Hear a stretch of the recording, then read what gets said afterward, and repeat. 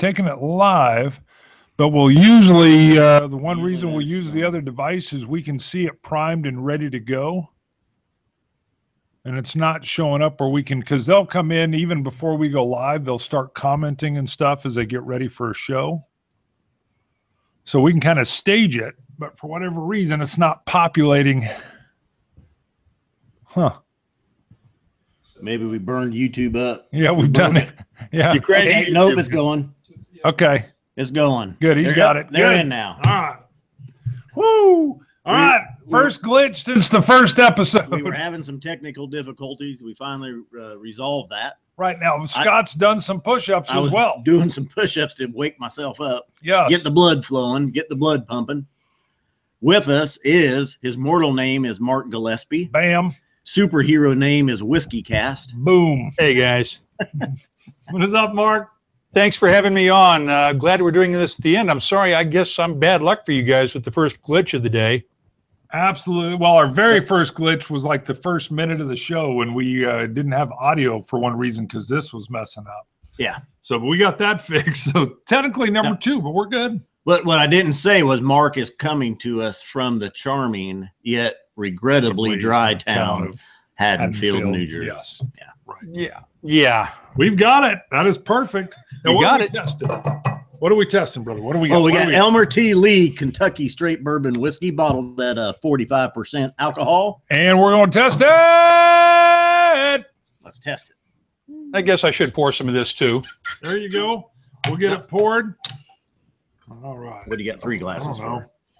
We got While you're pouring, guys, I actually had a tweet from a listener this week who lost his father a few days ago and had a bottle of the Elmer 90th birthday edition, the limited edition bottling that they did a few years ago for Elmer T's 90th birthday. And he was going to raise a glass of that to his dad that evening before he left. Beautiful. So I just thought I'd share that with you because well, our condolences. Father, so yeah. It's launching to him. We both lost our fathers. yeah, same here. Yep. So I like this one, guys. I've always been a fan of this one. I wish I'd gotten to spend more time with Elmer. I only got to hang around with him a couple of times late in his life, but the guy was just a classy gentleman, just a true gentleman. He was always impeccably dressed, had that little Scottish style hat that would have made him perfectly suitable over it. He would have fit in right in well on Isla, except for the drawl. Beautiful. I've got coin 319, by the way, on my glass. I've got 304. We'll have a giveaway a little bit later, and Mark may come up with a whiskey trivia question. Maybe. I don't know. Did you prime him? Nope. Oh, you didn't prime him. You didn't prime me, so now I'm going to have to think about this. There you go. So, I mean, it could be something we talk about in the show, maybe something really, nothing too hard. Well, unless you want to make it really hard. And then what we do is the first commenter that gets it right, we've been giving away glasses and coins and other stuff. Yeah. You got something else, other things we were going to give away. How about your phone? Let's give your phone away. No, you finally talked me into coming into the modern era. I can tell you this, Mark, I wasn't in the modern era because I had an iPhone 5. Ooh. Yeah. You are behind the times. Yeah, it was like a smart dumb phone, apparently. I was getting mocked. I've always said, though, Scott would buy the eye medallion if they made it. Yeah. He's got the watch, the iPad, he's got the phone. Same thing here. There you go. See? Boy. Yep, they come out with a medallion. I was converted to the cult a couple of years ago. There you go. He brought me in. I got to admit, my Mac and my iPad, my phone are great. They work good. I was the last holdout in the family that was still using PCs, and they dragged me into it a couple of years ago. And now you're like, woo. Yeah. Yep. Well, when at first when we started planning the 12 hours of Boom, we weren't. It was more like just meeting up with people, kind of touching base, find out what's going on. We weren't concerned with necessarily matching up drinks, but then a couple people wanted to do it. We started to do it, and we got a time out. A future. No, you're good. No, we Look got a at future us. subscriber joining. This is my little buddy Hunter. He it's his bedtime, and he came in to say goodnight. Perfect. What's up, Hunter? Night, Hunter. Can you say hi to the guys? Hey, how old are You you, know you were Hunter? going to be on the internet all over the world, buddy. Yeah, that's right. Okay, give me a hug. All right. Sorry, Hunter. Love you, buddy. I got a 10-year-old and an 8-year-old, so you have a good night. Okay, sleep tight, buddy. Sorry about that. Oh, No, fine. that's awesome. That's That's sweet. good. That was good. Anyway, so then we had a couple people that we matched up drinks with, and it's like, okay, well, let's get what I got with you, Mark. I said, what do you got that we have? And I kind of thought, let's go down this unicorn bourbon road and talk about some of the secondary pricing that's going on with these things. The Van Winkles, the Buffalo Trace antique collections, the Elmer T. Lees now are in there. Or do you find this on your shelves in your area? What's your thoughts on it? Well, first of all, I think I'd like to see hanging brought back as a punishment for liquor store owners who gouge. Jackpot. I saw some jackass, and I'm using that term loosely, in New York City that was selling Elmer T. Lee for something like $400 a bottle. But this was also the same guy that was selling Van Winkle Lot B. This was the old Rip Van Winkle 10-year-old. Not even a Pappy expression. Not even Van Winkle Lot B. This was the stuff that normally has like an MSRP of about $60 to $70 a bottle, and these clowns were selling it for $700 a bottle. Wow. And they're either uninformed or they just knew somebody uninformed would come in. Oh, they knew somebody uninformed would buy it. Or basically, it was a liquor store in Manhattan. It was just up the street from the United Nations. So they got a bunch of diplomatic folks in. Somebody comes in that has to take home something for the president or the boss back home. Right. And they'll pay whatever price they can get. Well, and that's the problem. Even if it is a scam. Sure. And that's the problem is there's people willing to pay those prices. Now, see, the scam I get, that's a JA move. But I'm a big kind of supply and demand deal. Now, I'm not going to get into the legality, and I know if things are supposed to go to auction and stuff, but you've got, a Compass Box Circus. All right, if you held on to that, let's just say 15 years. If you were able to put it in auction, it would go for more than you paid for it. Probably. Now, I'm not saying you would do that. I'm more of a drinker, not a collector.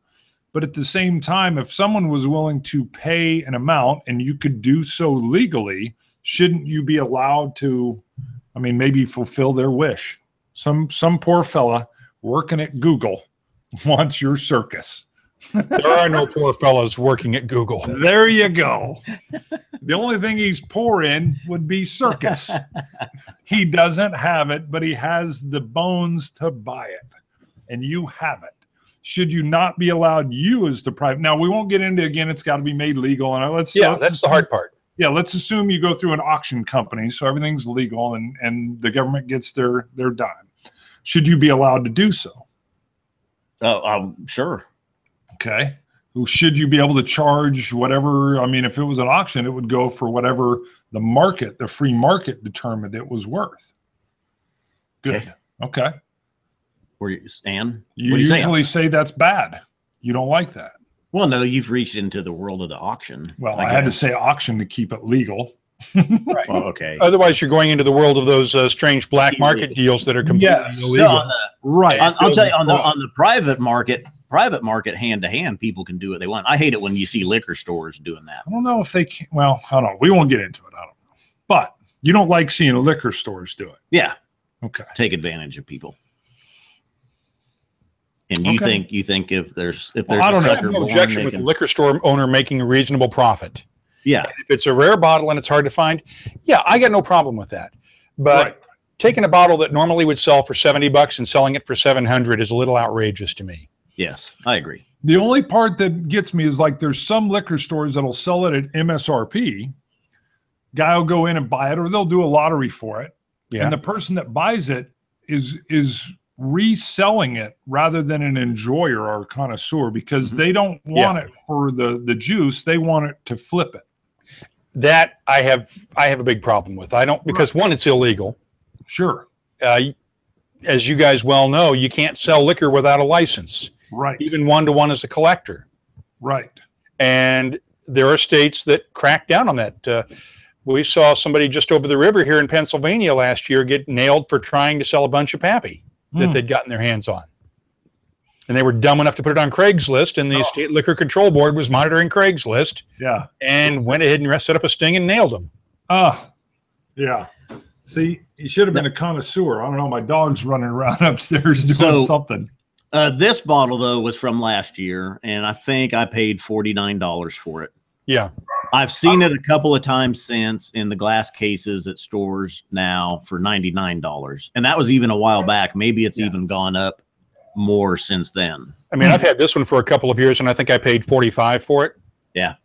So I doubt I'll get another one because I'm not going to pay $100 for it. Right. Yeah. And I haven't since. This is the only one I've bought. So right.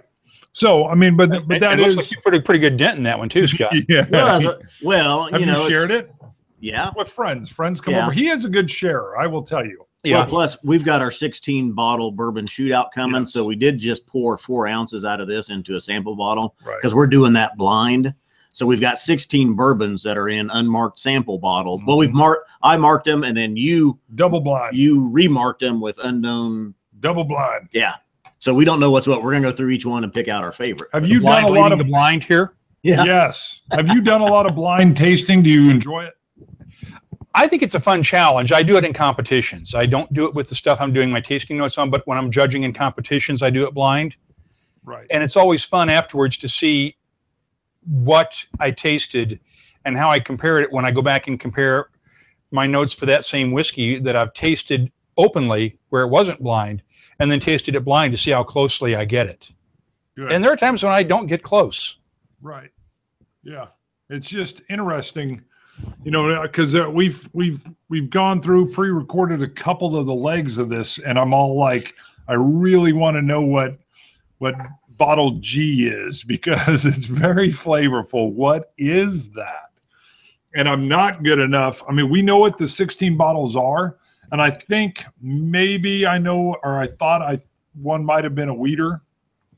But even then, I'm wondering, you know, because we're sitting there saying, I think that's a weeder. And when it airs, they're going to know what it is. And we're either going to look dumb. Yeah. Probably. Hey, don't worry about looking dumb. Everybody looks dumb sometimes. When we do not. We own you there, brother. We don't worry about looking dumb. We got that one. I mastered that art a long time ago. Us too. We own it and we love it. That's part of it. That's why we actually like, yeah, I mean, that's the fun part. So, well, getting into the Elmer T. Lee, a great full nose. Mm-hmm. Cinnamon and vanillas. Oak. A lot of oak.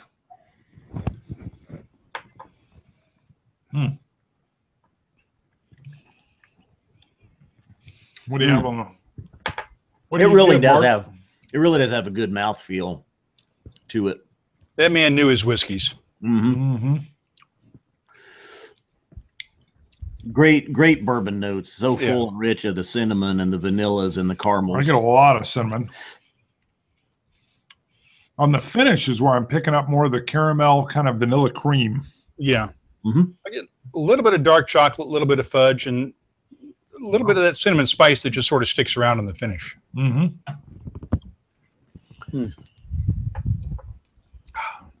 Yeah. Really good. Good stuff. Now, and I do have, I'd asked you originally, and I figured you probably had the Van Winkle 12. We had gotten a bottle last year for $90. This year, our liquor store saved one for us, but they wanted $169 for it, and we turned them down on that. We're like, no, that's too high. Yeah, I mean, if you got someone willing to buy it, go ahead. Yeah. So I know there's a lot of people paying more than that, but you know, to me, it's a 12-year bourbon. It's good, but it's not $169 good. It was 90 to 100 was really the top end I was willing to pay for, just to get a bottle for us to have for a review. Yeah, see, I've tasted all the Van Winkles at one point or another, at least one year's version of them at one point or another. And yes, they're good whiskeys. Mm-hmm. Are they the nectar of the gods that you got to have it or you're going to die unhappy and unfulfilled if you don't get a chance to drink Pappy before you die? No. Right. Very well said, sir. I'm sorry. I got a lot better things to throw $2,500 at than a bottle of whiskey. Period. Yes. Yeah. So I mean, Like a roof. is it literally? It's just supply and demand, though, and name. People think that's the bottle they have to have. Yeah. Well, it's definitely the name recognition. Well, you can blame the celebrity chefs like Anthony Bourdain and all those folks a few years ago who discovered Pappy in New York and then just started talking it up and talking it up. Oh, and really? then that's when everything went nuts, because before that, you couldn't find Pappy. You couldn't sell a bottle of Pappy for more than list if you tried. Mm-hmm. And as soon as these guys started bragging about it and made it the must-have whiskey, everybody went nuts.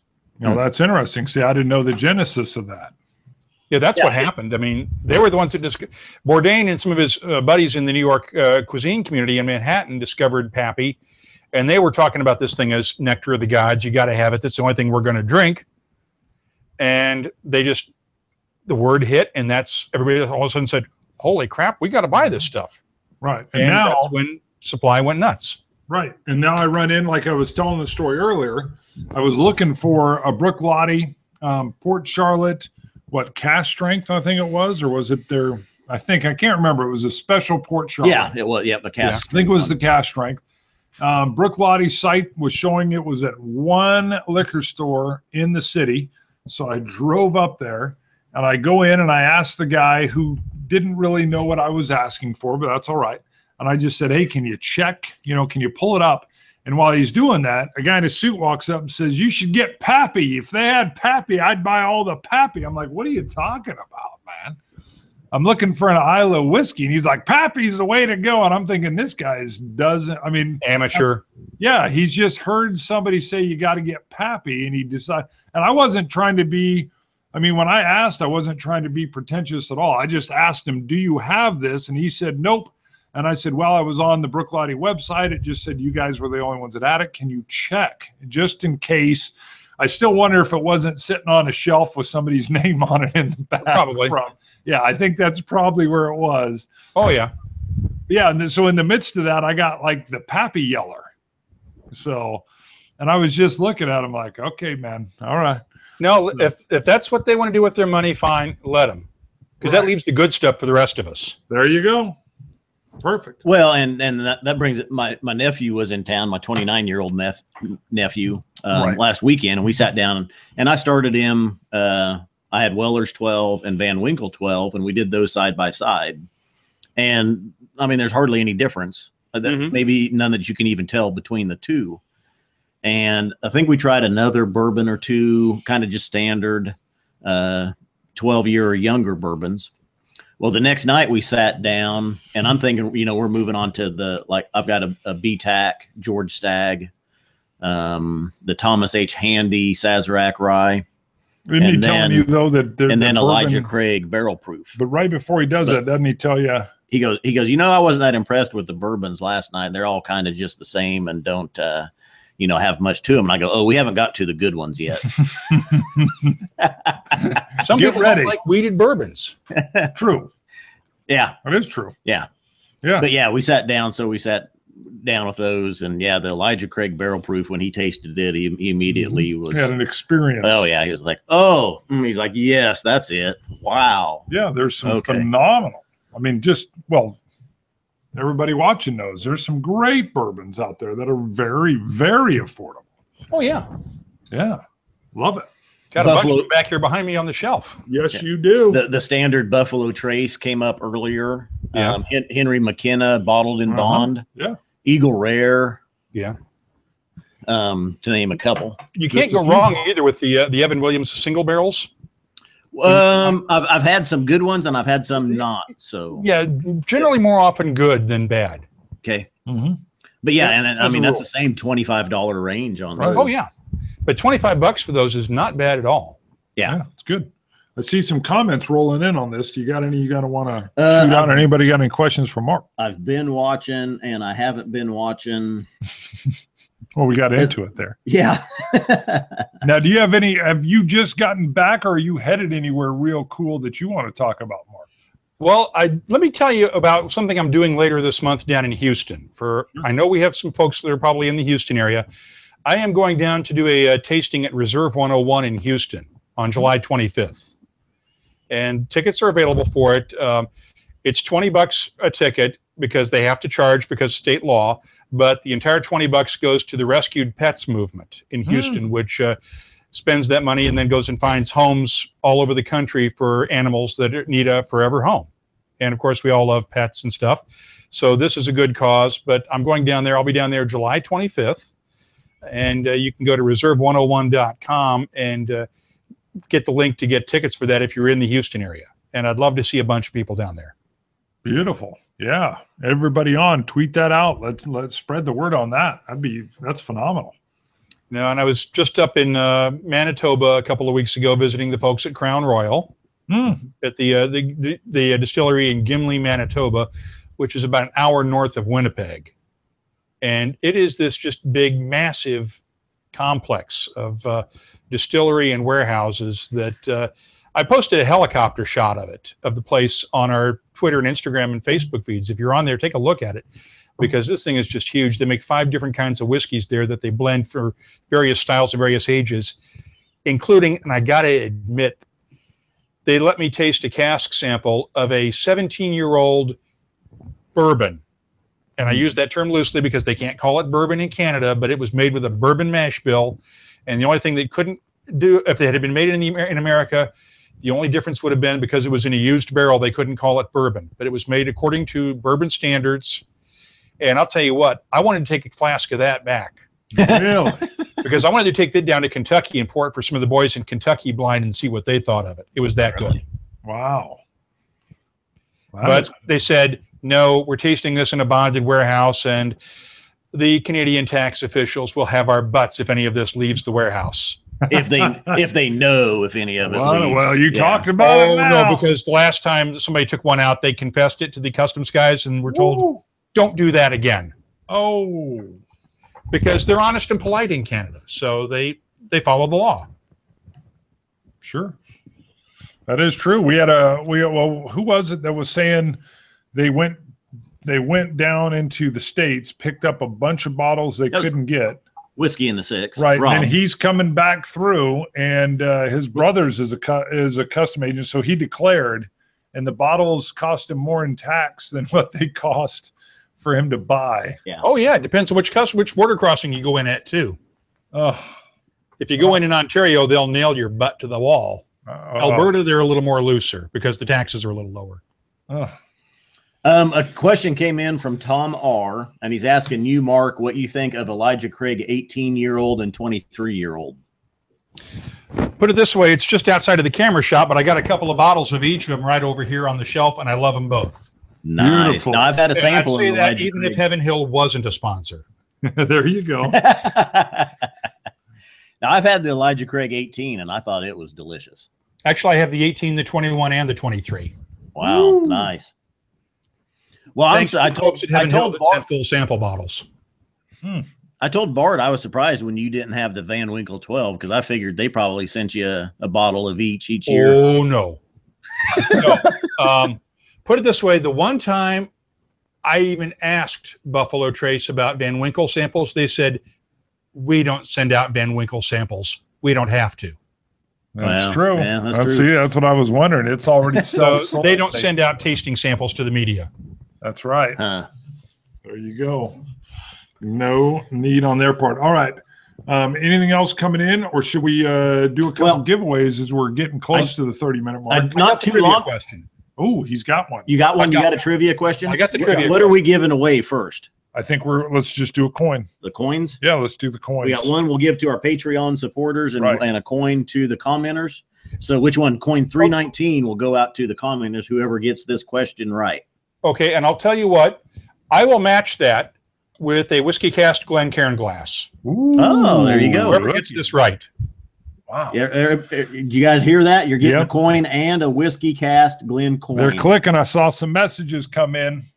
Okay, because here's what they're going to have to do. They're going to have to get you their address, obviously, for the coin. And then what I'll do is I'll send you guys the coin, and you can send them both together if that's okay. Sure. Okay, sure. Yeah, that'll Does work. that work for you? Yeah. Yep, Or I'll just send you guys the glass, and then you take care of sending it on with the coin. You bet. that'll work. Okay. You bet. So Here's the go ahead. question. Elmer T. Lee, since we're talking about Elmer, came up with a very unusual innovation. Towards the end of his career, name the whiskey, name the year. It changed bourbon history. Okay. Name the whiskey, name the year. I'll tell you the comments as they come in. Sounds like something from Braveheart. Name the whiskey, name the year. Travis. Freedom! What you got? How about Blanton Single Barrel 1984? Damn, I thought it would be harder than that. Oh, we got it. That's it. Jason Irish. Okay, Jason, congratulations, buddy. That's right. Jason Irish got that one right. Yeah, Jason, you got to DM us on Twitter or email at Scotch. Give us your email. Yeah, you can put it on there if you want. Sometimes they don't want to put it on public. He can reach out to us. I wouldn't. If he wants. Yeah, I wouldn't either. Okay. Because if you put it on there, everybody's got it. But ours is out there. Scotch Bart at scotchtestdummies.com. Have those? I didn't think those were coming through. Have they been working? I thought so. How about scotchtestdummies@gmail.com? Scotchtestdummies@gmail.com. Okay. And then I will send you guys the glass and you can pass it on to Jason then.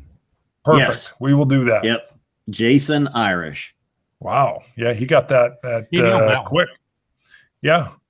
Because that was Here's where and let me throw another trivia question out. Ooh, all right.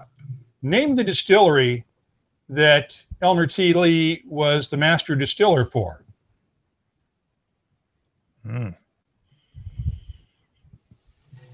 Anything rolling in? See, I don't know. We got a whiskey scout in the house. You know? Shout it. Barton's? Not quite. Four Roses? GT Stag? E.H. Taylor? That's it, isn't it? E.H. Taylor? No, it was the George T. Stagg Distillery. Actually, it's either the George T. Stagg Distillery or the Blanton's Distillery. Because remember, he retired before it became Buffalo Trace.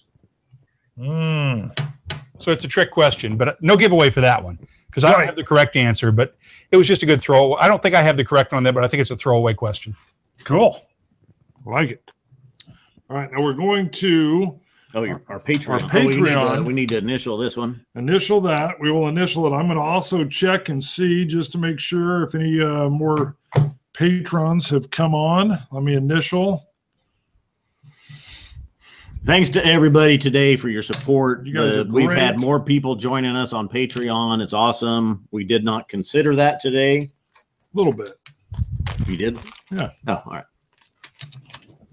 And you got coin number 304 is going to go to Patreon. So Patreon number coming up. Siri, give me a number between 1 and 34. The answer is 17. 17. Boom. I 17. need to get some more bags. 17. You want to sign this one? Yep. You didn't have 17 pulled earlier today, did you? We have not. We're waiting for a double. So we'll see. I don't think we've had one yet. We have not had a double yet. So trust me, I believe if we ever even call a double, we'll light up on our comments. I was amazed about a year or so ago when I was looking at my Twitter followers, and the woman down in Atlanta who did the voicing for Siri was following me. Susan Bennett is her name. Cool. And she's a voiceover artist down there, and I don't know why she was following me, but it showed up, and I'm going, holy crap, Siri is following me. Yes. She's a whiskey fan. Well, I hope so. You bet. Me too. She likes your dulcet tones. Yeah, right. Well, we still got a few minutes left, Mark. Put some breaking news out. What's going on? Okay. Well, the lead story, because I just finished actually before I came up with you guys, finished putting this week's WhiskyCast out. So it's on the web now. And the lead story this week in our news section is on a growing trade war that could affect the bourbon industry. Now, you've heard President Trump talk about how he wants to put punitive tariffs on imported steel for national security reasons. He doesn't want the military and our infrastructure to be too dependent on steel from China and Europe. And so he's talking about putting trade tariffs on it, on steel that's imported. Well, the European Union is not thrilled about that because they generate about 11% of the world's steel. They're the second largest exporter of steel after China. I see where you're going with this. And they send about 3 million tons of that stuff to the U.S. last year. Well, since the U.S. doesn't export steel, they can't do a tit-for-tat deal and put tariffs on U.S. steel because we don't send a lot out. We use everything we make here. So they're looking at stuff that would cause political headaches for Washington. One of them is bourbon. And they're talking about the Financial Times reported Friday that the European Union is ready to put punitive tariffs on bourbon and possibly other American whiskeys if Trump goes through with this plan to put tariffs on imported steel. The reason he does that is because they also want to go after dairy products and they want to go after orange juice. Now, bourbon, if you do that, then you've got Mitch McConnell, the Senate Majority Leader, who's going to go ballistic because that affects his people in his state. Orange juice, then you get the Florida senators mad, like Marco Rubio, who Trump needs to help get stuff through the Senate. Dairy, you get all the Midwestern senators who are upset about that. So that way you cause headaches politically for Trump if he does the steel tariff. So that's why they're looking at those retaliatory tariffs when they can't go after steel. They're going to go after stuff that's going to cause a headache. Ugh. Now, I talked with Eric Gregory, who's the head of the Kentucky Distillers Association, on Friday for this week's show, and he spent all day Friday trying to track down members of the Kentucky congressional delegation because they've been on 4th of July recess all week long. He's trying to track them down before they get back to Washington to say, guys, if you've got any leverage, you might want to see what you can do about this because this is going to hurt exports. Because they spent the last 10 years trying to get free trade with Europe and get the tariffs removed on bourbon and American whiskey exports. And bourbon alone, not Tennessee whiskey, just bourbon, accounts for about 20% of about $654 million in U.S. spirits that went to Europe last year. And bourbon was 20% of that. Now, is Asia still the biggest? Yeah, China is. Yeah, China. Okay. China is the biggest exporter, but their exports to the U.S. have dropped off because we've been going after the Chinese with anti-dumping penalties and stuff because they were sending a lot of steel in here at below cost and dumping it to try to corner the market in the U.S. So the U.S. has been, both during the Trump administration and before that during the Obama administration, was imposing sanctions on Chinese steel. So Chinese steel imports into the U.S. have dropped off. We're now getting more of it from Europe, which is why this is such a big deal. Got it. Now, Asia is actually the biggest. Aren't they the biggest importer of bourbon as well currently? Not right now. Okay. Now you're talking about Japan, where because of the Jim Beam deal with Suntory, Japan is importing a lot more Jim Beam than it was. But overall, Europe, 4 of the 10 countries in our top 10 spirits exports list for the U.S. are in Europe. So we're still sending a lot more overall to Europe and around the world. Japan gets a lot of it, but we're not sending nearly as much to China. They're getting more Scotch whiskey. We've only had free trade deals with South Korea and other countries in Europe, or in Asia rather, that have started to increase some of those exports, but they're still nowhere near the levels of Scotch in Asia. Got it. So we send most of it to Europe and to Australia. The Aussies love bourbon. I had one commenter on our Facebook page after I posted our story about this trade deal.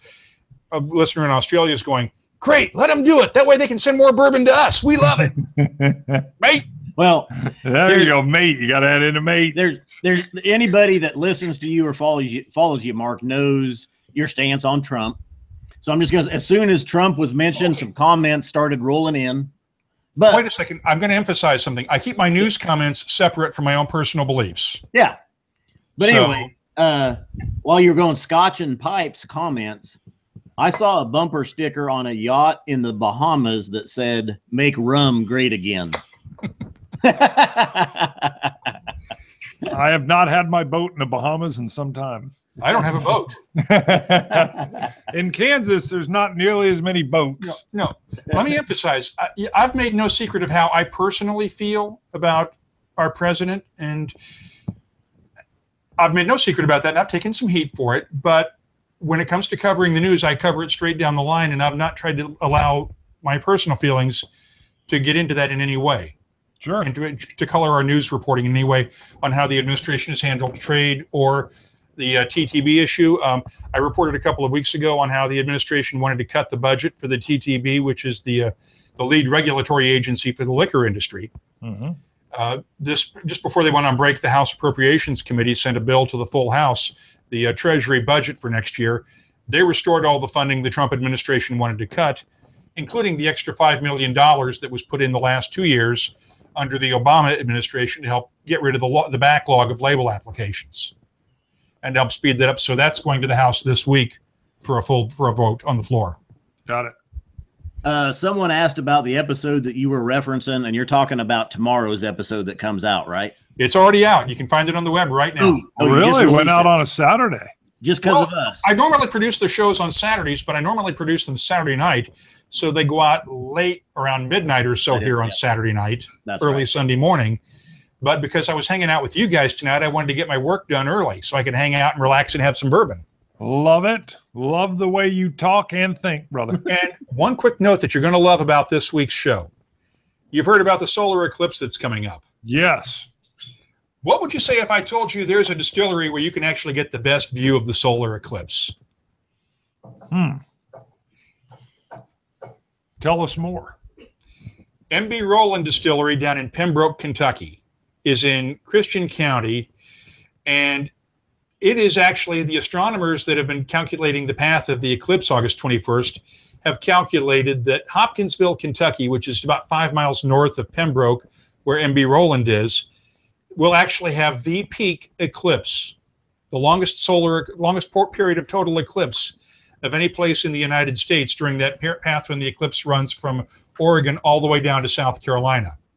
Wow. So MB Roland has actually it's on a Monday is the eclipse. They're doing a whiskey festival with a bunch of distilleries from around Kentucky the weekend before on Saturday and Sunday. Their Kentucky Bourbon Masherie.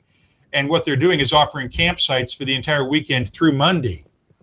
So you can go down and take your RV down to your tents, camp out, go to the whiskey festival Saturday and Sunday, stick around for the eclipse on Monday, and they're expecting several thousand people to show up for the eclipse just at the distillery alone on that Monday, the 21st. Wow, that's phenomenal. Here's a little sample we got. That's how you can combine astronomy and science and an educational experience with going to a whiskey distillery. Love it. We got a good sample of MB Roland sent to us by Amy and Amy's husband. Yes. Cool. Yep. Yeah. Very nice. This was a single barrel one from a 56.1%. You know what? Now, we're gonna have to try that or put out a show right around the eclipse. I opened mine because you got a bottle. I got a bottle from Also them. on the show this week, I got my tasting notes for the Wyoming Whiskey Eclipse Edition. Ooh. Oh, wow. I like the Nice. can. This week, which was a one-of-a-kind batch they produced just for the eclipse. Instead of a batch number on the back, it says Eclipse. It's dated with August 21st, 2017, the eclipse date. And the head distiller at Wyoming Whiskey, Sam Mead, put this batch together. And this was his first blend that he's released for the distillery. And the reason they did it is because as it's passing over Wyoming, it goes within just a few miles of the distillery. So they decided to do that. I love it. That's an awesome looking can too. So yeah, the can looks. It's the first time they've done one with a can. The bottle is still the same. The front label is the same, but on the back, and I don't know if you can see it, but I'll try to hold it up there. Now it's kind of washing out from the light. It says Eclipse and 8/21/17 on the back. So they were kind enough to send this over, and we did the tasting notes on it. And as you can see, we've already put a nice healthy dent in this one. Beautiful. I'm just hoping it holds on until the eclipse because that day I'm supposed to be down in Charleston, South Carolina for BevCon this year, speaking at BevCon that week. And I'm hoping to take that down because they're having a party on the roof of the hotel for the eclipse. And I'm hoping to take that down and pop it open again. Wow. If I have any left. Anybody got any more questions for us? Anything else? We're about ready to wrap up. Yeah, it's about time. I was gonna. Wyoming Whiskey is a sponsor. You've picked them up. Well, Congratulations. they were with us for a little while. Yeah, and then you were just telling me before we started you picked up a new sponsor. We picked up a couple in the last few weeks. Heaven Hill is sponsoring our Tasting Notes segment now. And Lot 40, the Canadian 100% pot still rye whiskey, is sponsoring our Your Voice segment each week. Beautiful. Yeah, that's great. Great. Awesome. All right. Well, I think we're gonna wrap it up. Any last things you want to add, Mark? Just go to WhiskyCast.com, and I'll ask for if I can ask for a quick favor from your listeners and your viewers. Go, you do it. We are up for in the 2017 Podcast Awards for Best Arts Podcast. Why did they put us in? They put Food and Drink Podcasts in with arts, and I have no idea why. But also in the People's Choice category. But we need nominations between now and the end of July to be able to make it to the next round. The top 10 podcasts in each category go on to the final round of judging with the judges. And I need as many nominations as we can get for WhiskyCast between now and July 31st. Doesn't cost anything. If anybody wants to take 5 minutes and go to podcastawards.com, and there's a link on our website, and just put in all you have to do is register, give me your email address, and put in a nomination for WhiskyCast under the Best Arts Podcast and also in People's Choice. Would really appreciate it. I'd like to win one of these things once in a while. Podcastawards.com. Right. There you go. Everybody that's watching, do it. Thanks, guys. All right. Thank you. Mark, thank you for joining us. Great once again. That's it. We'll do this again soon. That's it. Scotch it, you Scotch gods. Cilantro. Dummies. Dummies. See you, Mark. Thank you. See you later, guys.